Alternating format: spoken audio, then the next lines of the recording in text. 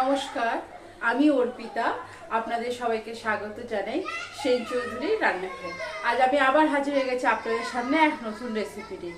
আজ আমি আপনাদের সঙ্গে শেয়ার করব পালক শাক দিয়ে রাইস, পালক রাইস বা স্পিনাচ রাইস। চলুন দেখে নেওয়া যাক আমার স্পিনাচ রাইস বা পালং শাক দিয়ে ভাত বানাতে আমার কি কি উপকরণ লাগবে। আমার পালং শাক দিয়ে রাইস বানাতে আমার অবশ্যই লাগছে পালং শাক, লাগছে আমার চালটা আমি ধুয়ে পরিষ্কার করে জল ঝরিয়ে রেখেছি। এখানে আমি স্টিম কলম রাইস ব্যবহার করছি। এখানে আমাদের এত ভালো ওয়েস্ট বেঙ্গলের মতো স্টিম রাইস পাওয়া যায় না, তো আপনারা চাইলে যে নর্মাল আমরা রেগুলার চালের ভাত খাই সেই দিয়েও করতে পারেন। আমি পরে বলছি সেটা। আর লাগছে আমার আলু, যেটা আমি ধুয়ে জলে ভিজিয়ে রেখেছি। লাগছে আমার টমেটো, ক্যাপসিকাম, গাজর। লাগছে মশলার মধ্যে লাগছে আদা বাটা, জিরে ধনে গুঁড়ো, আর লাগছে নুন, হলুদ, কাশ্মীরি রেড চিলি পাউডার। লাগছে আমার ফোড়নের জন্য জিরে, লাগছে ঘি, মটরশুঁটি, তেল, আর লাগছে পনিরটা কিন্তু আমি ঘরেই বানিয়ে নিয়েছি। আর লাগছে গরম মশলা, যেটা আমি ঘরে বানিয়ে রেখে দিয়েছি গরম মশলা। প্রথমে আমি কি করব, আমি গ্যাসে গরম জল বসিয়ে দিয়েছি। সেখানে আমি কি করব, প্রথমে আমি পালং শাকগুলোকে গরম জলের মধ্যে একবার ব্লাঞ্চ করে নেবো। মানে গরম জলে একবার দিয়েই আবার ঠান্ডা জলে ভিজিয়ে দেবো। চলুন আপনাদেরকে দেখাচ্ছি আমি কীভাবে এটা করব। গরম জলটা আমার ফুটছে। এই সময় আমি কি করবো, এর মধ্যে এই পালং শাকগুলো দিয়ে দেবো। আমি তো ফোটাবো না পালং শাকটা, জাস্ট এইভাবে করে নিয়ে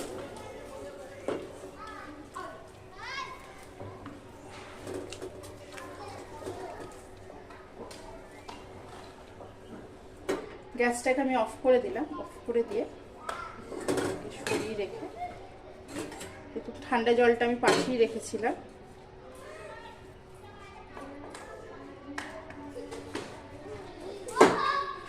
আমি গরম জল থেকে পালং শাকগুলোকে তুলে ঠান্ডা জলে ভিজিয়ে দিচ্ছি। গরম জল থেকে ঠান্ডা জলে ভেজানো কিছুই না, এটা সাথে সাথে এটা বন্ধ হয়ে যাবে। গরমের মধ্যে ফেলে রাখলে যতই আমি গ্যাস ওভেন অফ করে দিই, এ কিন্তু ভেতরে ভেতরে কুক হতেই থাকবে। সেজন্য আপনি সাথে সাথে ঠান্ডা জলে দিয়ে দেবেন, তাহলে বন্ধ হয়ে যাবে রান্না। প্রথমে আমি পনিরটা কেটে নেব। পনিরটা আমি ছোট ছোট টুকরো করে কেটে নেব। আপনাদের যার যেমন মন সে সেরকম টুকরো করে কাটবেন।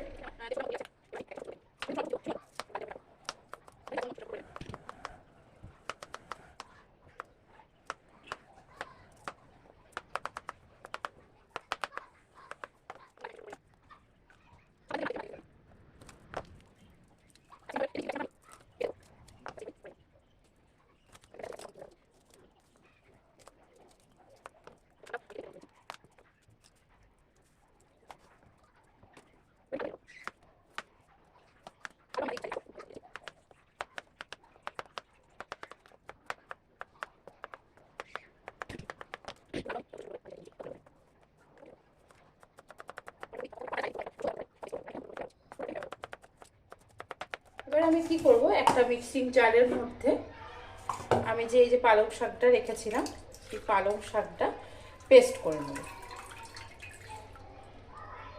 জলটা ঝরিয়ে নেব এইভাবে দু হাত দিয়ে আস্তে আস্তে। এই যে দেখুন, এইভাবে জলটা ঝরিয়ে পেস্ট করে নেব।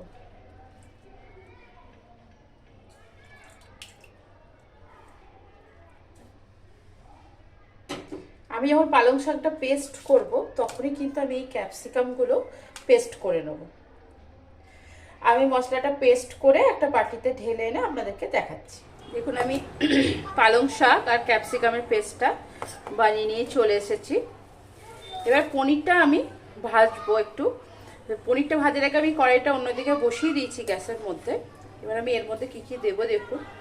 পনিরটা ভাজার সময় আমি দেব নুন, পরিমাণ মতো দেবেন, স্বাদ অনুসারে নুন, আর দেব হচ্ছে হলুদ।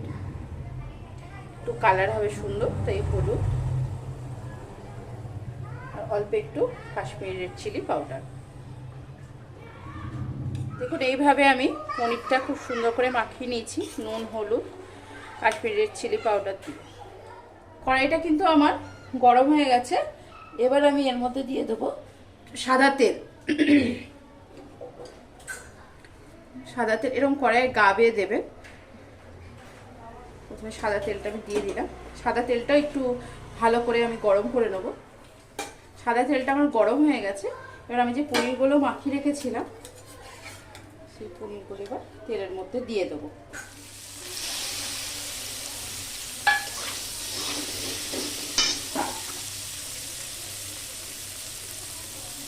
পনির ভাজার সময় তেলটা আর কড়াইটা খুব গরম করবেন, তাহলে পনির কখনো কড়াইয়ের গায়ে লেগে যাবে না। পনির কিন্তু যে আমি খুব কড়া করে ভাজবো তা নয়। আর কড়া করে ভাজলেও এটা যেহেতু ঘরে করা পনির, এই পনিরটা কিন্তু একদমই হার্ড হয় না, মানে শক্ত হয়ে যায় না বা ছিবড়া হয় না। অবশ্যই আমি একদিন আপনাদের সঙ্গে আমি শেয়ার করব পনির কী করে আমি ঘরে বানাই। দেখুন খুব তাড়াতাড়ি কিন্তু হলুদ আর কাশ্মীরি রেড চিলি পাউডার দেওয়ার জন্য কালারটা আমার হয়ে গেছে। আমি এটাকে এবার তুলে রাখবো। ওই যে বাটিটাই মাখিয়েছিলাম বাটিটাতেই তুলে রাখছি। কড়াইয়ের মধ্যে আমি আবারও তেল দেব। এই রান্নাটা কিন্তু সম্পূর্ণভাবে নিরামিষ, আমি পেঁয়াজ রসুন ব্যবহার করছি না।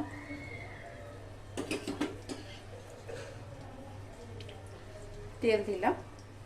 আমি একটু এর সঙ্গে কিন্তু ঘিও দিয়ে দেবো, অল্প একটু ঘিও দেবো। দেখুন তেল আর ঘি পুরোটাই গরম হয়ে গেছে। এবার আমি এর মধ্যে দেবো জিরে ফোড়ন।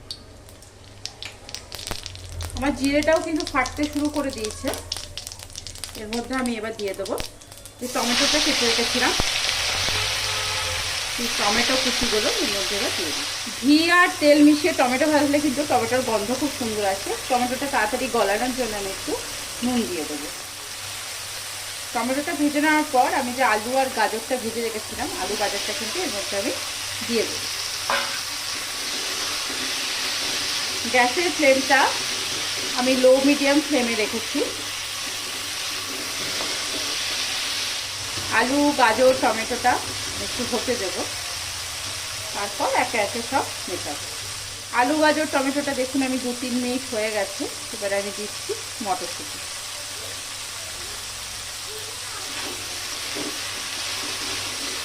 মটরশুঁটিটা দিয়েও খুব ভালো করে নেড়ে নেব। আলু গাজর কিন্তু একবারে সেদ্ধ হবে না, জাস্ট আমি কষিয়ে নিচ্ছি। দেখুন এটা আমার কষানো হয়ে গেছে। এবার আমি দিয়ে দেবো আগের থেকে যে আদাটা বেটে রেখেছিলাম সেই আদাটা এর মধ্যে দিয়ে দিলাম। এটা দিয়ে একটু নেড়ে নেবো। আদা বাটার কাঁচা গন্ধটা চলে যাওয়ার পর একে একে গুঁড়ো মশলাগুলো আমি এর মধ্যে দিয়ে দেবো। প্রথমেই দেবো আমি জিরে ধনে গুঁড়ো,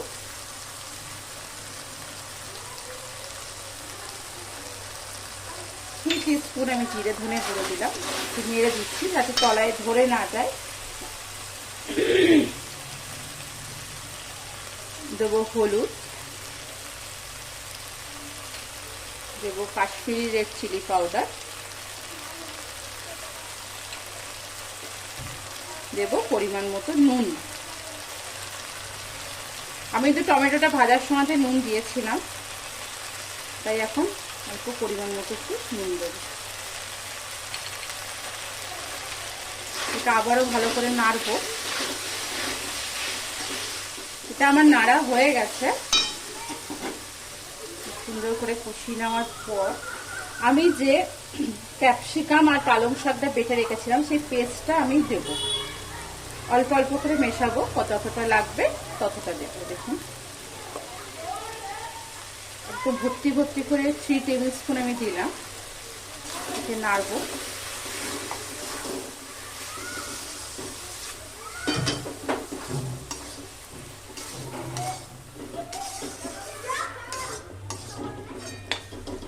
আর একটু লাগবে, আমি আর একটুখানি দিলাম। একদম ভরা ভরা করেই দিলাম, পুরোটাই দিয়ে দিলাম। দেখুন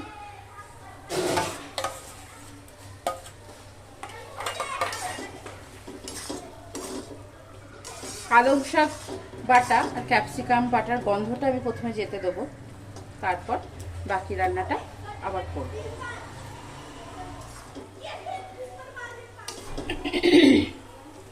দেখুন পালং শাক আর ক্যাপসিকামের যে একটা কাঁচা গন্ধ সেটা পুরো চলে গেছে। এই রান্নাটা কিন্তু আপনারা বাচ্চাদেরকেও খাওয়াতে পারবেন, কারণ পালং শাক শরীরের পক্ষে ভীষণই ভালো। পালং শাকে প্রচুর ভিটামিনস অ্যান্ড মিনারেলস আছে। দেখুন এবার আমি যে চালটা রেখেছিলাম জল ঝরিয়ে, পরিষ্কার করে ধুয়ে জল ঝরিয়ে, এই চালটা কিন্তু স্টিম কলম রাইস বলা হয় এখানে। আপনারা যেটা রেগুলার ভাত খান সেই চালেও এটা বানাতে পারেন, আবার দেরানুন রাইস চালেও এটা বানাতে পারেন।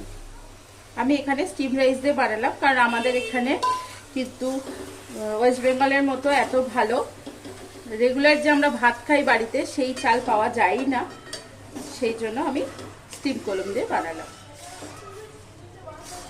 দেখুন এবার চালটা দেওয়ার পরও আবারও ভালো করে আমি নাড়বো।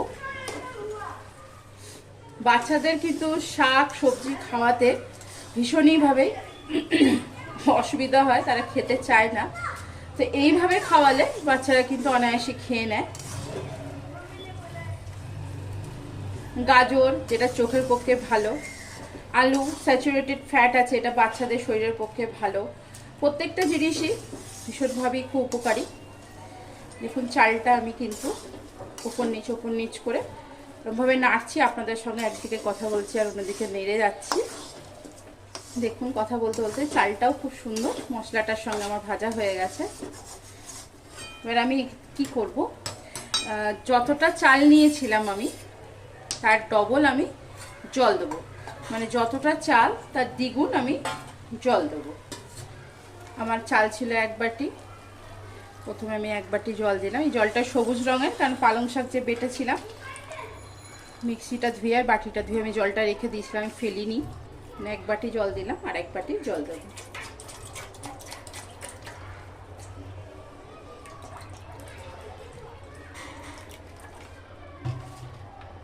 আমি এখানে 2 বাটি জল দিলাম। এবার আমি এটাকে কি করব, ঢেকে দিয়ে এটাকে আমি এবার লো মিডিয়াম হিটে হতে দেবো। আমি ভাতটাকে প্রায় 10 মিনিট মতো ফোটালাম। ফোটানোর পরে এই সময় একবার ঢাকা খুলবো। এই সময় আমি ঢাকা খুলে কি করব, উপর থেকে কাঁচা লঙ্কাগুলো এইভাবে সাজিয়ে দেবো। আমি এইভাবে কাঁচা লঙ্কা কটা সাজিয়ে দেবো। আর যে গরম মশলাটা করে রেখেছিলাম আমি, সেই গরম মশলাটা এর মধ্যে দিয়ে দেবো এইভাবে।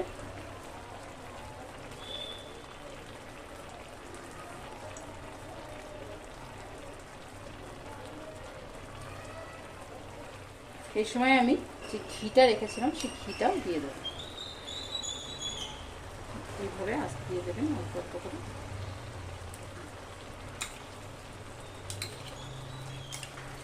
এই সময় আমি ঘিটাও দিয়ে দিলাম। দেখুন আমি পালং শাক রাইসটা আবার ঢাকা খুলে দেখছি অনেকক্ষণ পর, এটাও প্রায় 10 মিনিট পরে জলটা প্রায় শুকিয়ে এসছে, আমার একদমই শুকিয়ে গেছে জলটা। এই সময় আমি কি করব, আমি যে পনিরগুলো ভেজে রেখেছিলাম সেগুলো ওপর থেকে দিয়ে দেবো। দেওয়ার পর একটু চালটা তুলে এইভাবে এর ওপরে পনিরের ওপরে দিয়ে দেবো। পনিরগুলো একটু চাল দিয়ে ঢেকে দেবো। দেখুন আবারও আমি পনিরটা দেওয়ার পর প্রায় 7 মিনিট মতো 7-8 মিনিট মতো রেখে এবার আমি ঢাকাটা খুলছি। পুরো আমার জলটা শুকিয়ে গেছে, দেখতেই পাচ্ছেন ঝরা ঝরা হয়েছে, ঝরা হয়েছে। এবার আমি কি করব, গ্যাসটা অফ করে দিয়ে ঢাকা দিয়ে আমি আবারও 2-3 মিনিট রেখে দেবো। দেখুন 2 মিনিট পর আমি ঢাকা খুলে দিলাম। রাইসটা কিন্তু একদম ঝরা ঝরা, এক ফোঁটা আমার জল নেই। এটা কিন্তু একদম নিরামিষ বানিয়েছি।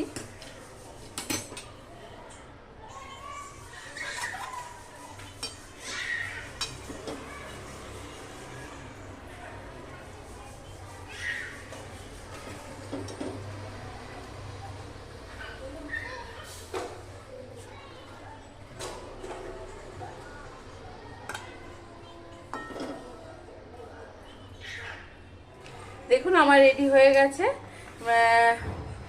পালং শাক দিয়ে ভাত বলুন বা পালক রাইস, স্পিনাচ রাইস, পালক পনির স্পিনাচ, পালক পনির রাইস, যার যেটা মন সেরকম নাম দিতে পারবেন। একদম রেডি। ডিশটা কেমন লাগলো, মানে আজকে রান্নাটা আমার কেমন লাগলো অবশ্যই জানাবেন। আজ আমি আপনাদের সঙ্গে শেয়ার করলাম পালক রাইস রায়তা।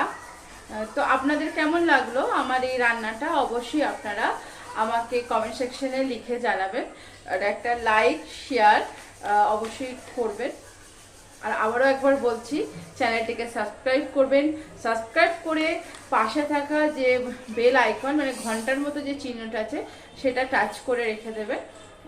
অল অপশন আসবে দেখবেন একটা, সেটাতে প্রেস করে রেখে দেবেন, তাহলে আমি যা যা রান্না দেখাচ্ছি সেটা সবার আগে আপনার কাছে নোটিফিকেশন যাবে।